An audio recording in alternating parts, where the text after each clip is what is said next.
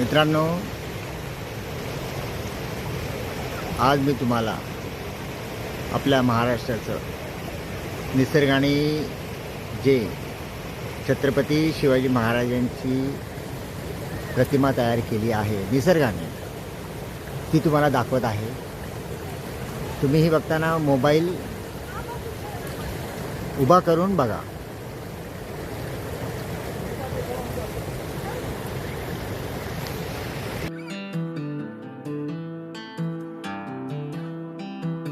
तुमचं नाव सांगा. जोडे आले त्यांचं आई वडील. माझं नाव आज्ञा आहे, त्यांचं आणि आज्ञा आणि गव्हाणे. जेवढं आज्ञा आणि गव्हाणे गाव खडकोली, काय खडकोली माणगाव. खडकोली सवाजी परिवाराला लग्न घेऊन आले. खानाला वाटी बरे थोडे दर्शन लागला मान्य करून घे.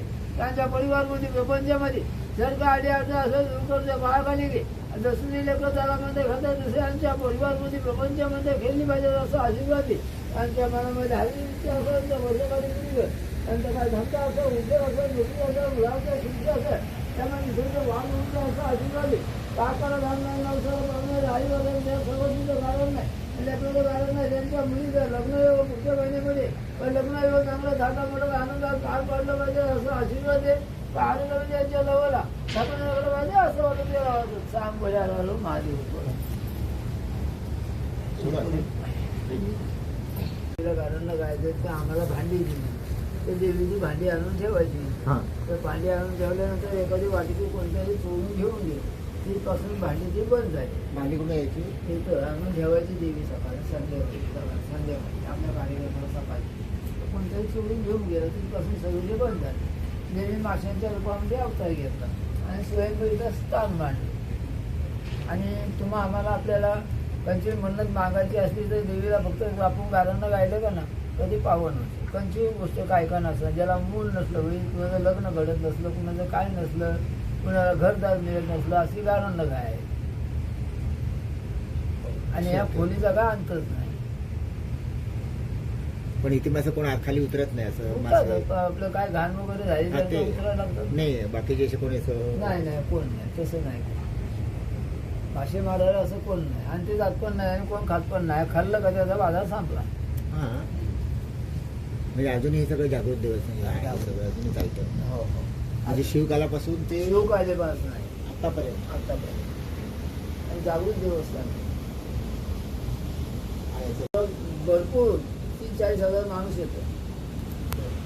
हा, आणि दसवीच्या टायमाला देवीला सोडत आहे. हा, आणि मे महिन्यामध्ये 1 मे ते 31 मे पर्यंत 1 महिन्याभर जेवण असतं. जेवणाचा काळ देवस्थानात हा हा ते बाहेरचे लोक बाहेरचे लोक कोण अन्नदान देतं, कोण अडीच पंक्तीचा 2,500 रुपये देतं, कोण काय देतं, कोण तेला डबा देतं, कोण तांदूळ देतं. अशा प्रकारे तो कार्यक्रम होतो. कोण भाजी देतं. सगळं असं नियोजित कार्यक्रम असतो सगळं. सरकारतर्फे तुम्हाला काय ना आम्हाला काय नाही. आम्हाला मी गावात येतो, ह्यांच्या दापोली गावात येतो. आणि एक भाऊ आहे तो पंधेरी, त्यांच्या समाजात येतो. हे पाचशे पैसे देऊ ना, ते आम्ही दोन्ही पेढ्यामध्ये आपण सारखं टाकायचं. तुमचं मानधन काय? आम्हाला मानधन काय 6 महिन्याला 20,000 रुपये देतात. एवढी सेवा मग आता तुम्ही तुमच्या कोणी काय खुशी दिलं तर आम्हाला पहिले घेऊन द्यायचं काय ते काय तसं 500 पैसे आम्ही घेऊ शकतो. दोन्ही पेढ्यामध्ये सारखं टाकतो. त्यापर्यंत दुसरा पत्रिकेचा मंडप होतो. आता हा जो पूल बांधला आहे गव्हर्नमेंट 1996 साली, हा, त्याच्या आता अगोदर नवीन लोकं बांधायचं. कशी- हा 96 साली बांधला, पण त्याच्या अगोदर काय होतं? काहीच नव्हतं. साखर वगैरे असं नाही लोक कशी काही होती? लोक इकडून यायचे वर. अच्छा, पाणी कमी झाल्यावरती गेले. पाणी असं आता हे झाल्यामुळे हा मी कधी 1996 बांधला. हा, तिथपासून हे त्यानंतर मग हे मार्ग सुरू झाला. असं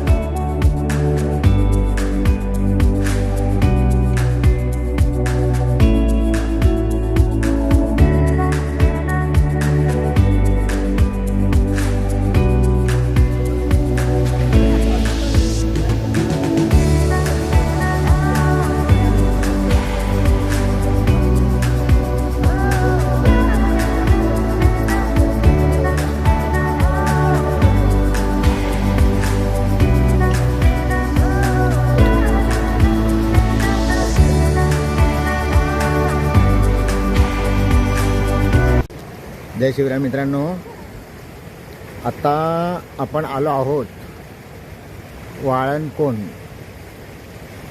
तुम्ही जे समोर पाहताय हे आहे वाळणकोणचं पात्र आणि हे असं वाहत जात तुम्ही पाहताय या ठिकाणावरून ते पुढे पाणी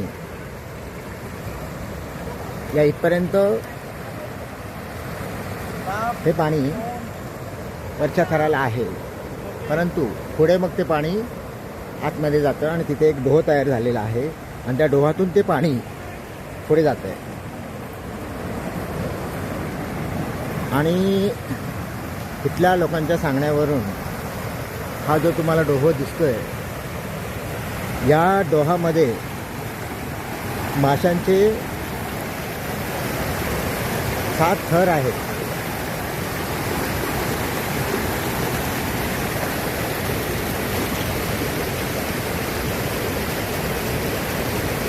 हा जो आहे ना, यानंतर पाणी डोहामध्ये जातं आणि मग डोहामध्ये माशांचे असे 7 थर आहेत. जास्त जवळ नाही जाऊ शकत, पण मी तुम्हाला इथून दाखवतो. तुम्ही पाहता या ठिकाणी बॅरिकेड लावून हे केलेलं आहे आणि इथून हे पाणी ज्या प्रकारे या डोहामध्ये जातं. तुम्ही पाहता पाण्याचा फोर्स बघा आणि हे पाण्याचा जो हा जो झरा आहे हा अखंड वाहत असतो.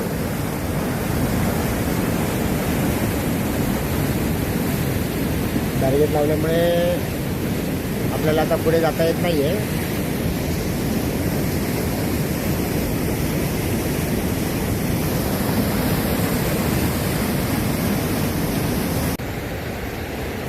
हे आहे वाळणकुंड आणि या ठिकाणी वरदायिनी मातेचं मंदिर आहे. हे इतिहासकालीन मंदिर आहे, शिवकालीन आहे. या ठिकाणची आख्यायिका अशी आहे की या ठिकाणी देवीला नारळ ठेवल्यानंतर या इथे जेवणाची भांडी दुसऱ्या दिवशी सकाळी मिळत असे, परंतु काही लोकांनी ती भांडी चोरल्यामुळे नंतर हे बंद झालं असं इथल्या पुजारी काकांच्या सांगण्यावरून दिसते. आणि फार पूर्वी हा जो झुलता पूल आहे बघताय तुम्ही या ठिकाणी बांधलेला, हा नव्हता. मग लोक असं पुढे जाऊन त्या नदीच्या पात्रातून या ठिकाणी येत असत, कारण हे तुम्ही पाहताय हळूहळू पुढे पुढे पुढे नदीचं पात्र ते उंचावर आहे आणि इथे मग डोम सुरू होतो या ठिकाणावरून. नंतर मग सरकारने 1996 साली हा झुलता पूल बांधला आणि भक्तांची या ठिकाणी येण्याची सोय केली.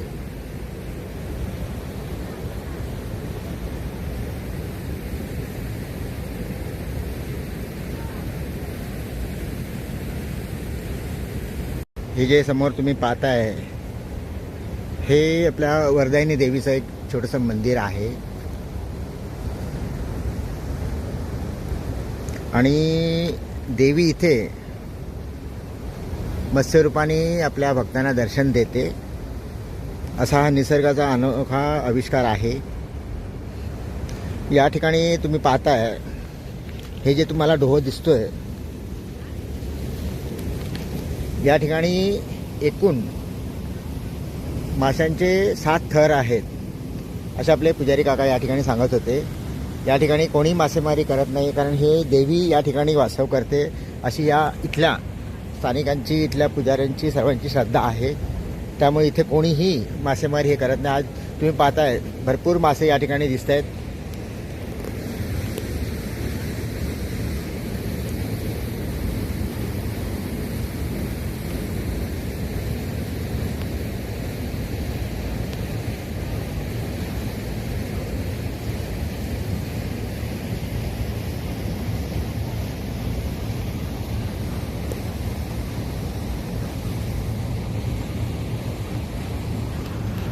आणि अशा प्रकारे हा डोहा आहे. आणि तुम्हाला जर वन डे जर पिकनिक करायची असेल आता तर या ठिकाणी तुम्ही येऊ शकता. हे महाडपासून फक्त 20 ते 25 किलोमीटरवरती आहे, परंतु महाड MIDCतून तुम्हाला यावं लागेल. हा MIDCचा रस्ता आहे, तर तुम्हाला MIDCतून यावं लागेल. आणि स्वतःचं वाहन असेल तर एका दिवसात सुद्धा तुम्ही हे कव्हर करू शकता. आणि खरोखर अद्भुत असं हे कुंड आहे. या ठिकाणी तुम्ही जरूर या एकदा, कारण हा जो निसर्गाचा आविष्कार आहे, चमत्कार आहे, तो तुम्ही आता बघताय समोर या ठिकाणी मगाशी पण सांगितल्याप्रमाणे. आणि हे पहा तुम्ही, हे जे समोर दिसतं तुम्हाला, हे जे ते तुम्ही आहे ना मोबाईल आहे ना उभा करून बघा. निसर्गानेच महाराजांची प्रतिमा या ठिकाणी तयार केलेली आहे. आणि हे तुम्हाला महाराष्ट्रात कुठेही दिसणार नाही आहे जे या ठिकाणी आहे. त्यामुळे मला असं वाटतं की तुम्ही एकदा आवर्जून या ठिकाणी यावं आणि हा निसर्गाचा चमत्कार, निसर्गाचा आविष्कार हा तुम्ही जरूर पाहावा. आणि या ठिकाणी येण्यासाठी वन डेसुद्धा तुम्हाला, म्हणजे जर मुंबईवरून यायचं म्हटलं तर 160 ते 70 किलोमीटर अंतर आहे. आणि महाडपासून 20 ते 25 किलोमीटर आहे. फक्त तुम्हाला MIDCतून यावं लागेल. MIDCचा जो रस्ता आहे तो आहे. आणि महाडवरून तुम्हाला येण्यासाठी या ठिकाणी STची पण सोय आहे, पण त्या लिमिटेड आहे. तुम्ही डेपोला जाऊन विचारू शकता या ठिकाणी येण्यासाठी ST किती वेळात असते वगैरे ते. आणि हा सुंदर बघताय ब्रिज आहे, खूप छान असं ठिकाण आहे. तुम्ही आपल्या कुटुंबासकट एकदा जरूर या आणि याचा आनंद घ्या.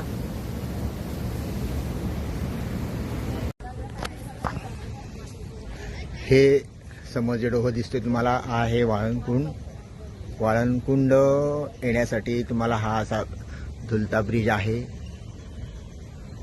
खूप सुरक्षित आहे. तुम्ही कुटुंबासकट येऊ शकता. या ठिकाणावर येऊन हा मार्ग आहे, ह्या ठिकाणी तुम्ही खाली उतरू शकता. आणि या इथे येऊन हे आपले ठिकाणी इथे बसण्याचं सुद्धा ठिकाण आहे.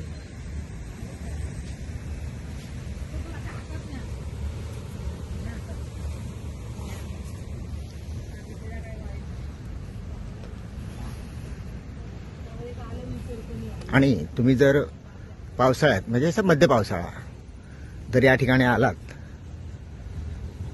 तर खूपच उत्तम आहे. एक निसर्गाचा सुद्धा तुम्हाला चमत्कार बघायला मिळेल. आणि तो तुम्हाला मी दाखवला, कारण तुम्ही आता जो बघताय हा जो मोबाईल आहे तो जरा उभा करून बघा, जिथे महाराजांची प्रतिमा तुम्हाला दिसेल व्यवस्थित पाहिलं तर. आणि हे अख्ख्या महाराष्ट्रामध्ये तुम्हाला कुठेही दिसणार नाही जे या ठिकाणी आहे. तर कृपया हा व्हिडिओ व्यवस्थित बघा आणि या ठिकाणी येण्याचं नियोजन करा, कारण खूप सुरक्षित आणि चांगलं हे आहे ठिकाण आहे. इथे निसर्गाचा आविष्कार आहे, देवस्थान आहे. त्यामुळे तुम्ही एकदा जरूर या ठिकाणी या.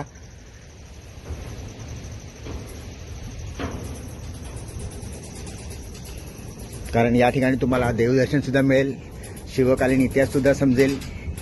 आणि येताना आपल्या मुलांना सुद्धा घेऊन या, जेणेकरून त्यांना आपलं समजलं पाहिजे की आपला इतिहास काय आहे.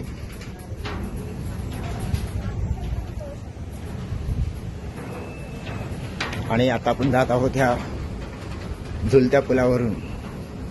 सुरक्षित आहे. आणि हा जो समोर पाहताय तुम्ही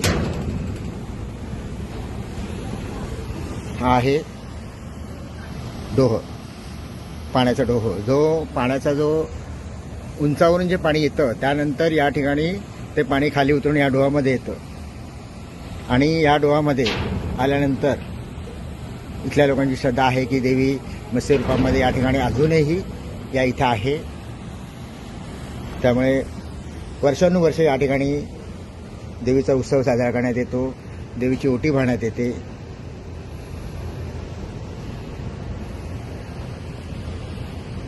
आणि हे आहे वाळणकुंड. महाडवरून फक्त 25 किलोमीटर आहे. या ठिकाणी आल्यानंतर तुम्हाला बाहेर पुलाच्या पुढच्या बाजूला अशी फुलांची, ओटींची अशी दुकानं आहेत. आणि खाण्याची सुद्धा थोडीफार सोय आहे. ते चहा नाश्ता वगैरे तुम्हाला होऊ शकतो.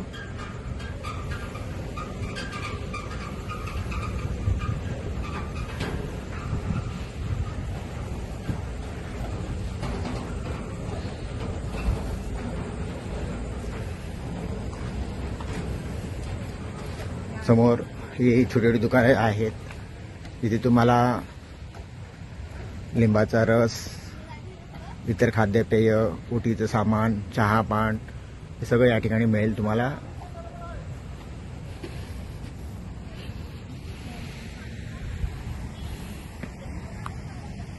मित्रांनो, समोर जे तुम्ही पाहताय निसर्गाचा आविष्कार, राजांची जी प्रतिमा तुम्हाला दिसते ते, आणि याच्यात लागून पलीकडे आपलं जे रायगड आहे, रायगड किल्ले, म्हणजे रायगड इथून जवळ आहे. मोठी गाडी जात नाही आहे, पण बाईकनी वगैरे येण्यासारखा रस्ता आहे. तिथून आपण डायरेक्ट आपण निजामपूरला जाऊ शकतो, रायगडला जाऊ शकतो आणि कावल्या बावल्या खिंड्याला पण जाऊ शकतो. अशी हा छोटासा रस्ता आहे. यापुढे मोठी गाडी जाणं थोडंसं धोकादायक आहे, पण छोट्या गाड्या जातात आणि लोक, इथली जी स्थानिक लोक आहेत हे लोक पायवाटेने येतात इथे या ठिकाणावरून. आणि या रायगडच्या संरक्षणासाठी की हा जो आहे समोर जो तुम्ही पाहताय हा आहे लिंगाणा किल्ला. तुम्ही जे समोर पाहताय ना, हा पहा, हा आहे लिंगाणा किल्ला. या रायगडच्या संरक्षणासाठी या साईडला लिंगाणा किल्ला, त्या बाजूला कावल्या बावल्या खिंड आणि मध्ये रायगड, अशी ही निसर्गाने केलेली रचना आहे. आणि महाराजांनी प्रत्येक गोष्टीचा अभ्यास करून ही रचना त्यावेळी अंमलात आणली होती. आता आपण आज वाळंकुंड केलेला आहे. लिंगाणा किल्ला आपला बाकी आहे. खरं तर लिंगाणा किल्ला थोडंसं अवघड आहे असं लोक सांगतात. आणि लिंगाणा किल्ल्याचं एक वैशिष्ट्य होतं की या ठिकाणी कैदी आणले जायचे. कैदी या ठिकाणी म्हणजे राजकैदी वगैरे जे होते, गद्दार आपले जे असायचे, त्या लोकांना या ठिकाणी आणून बंदिस्त केलं जायचं. इतका तो कठीण आहे. तर आपण पुढच्या भागामध्ये तिकडे जाणार आहोत.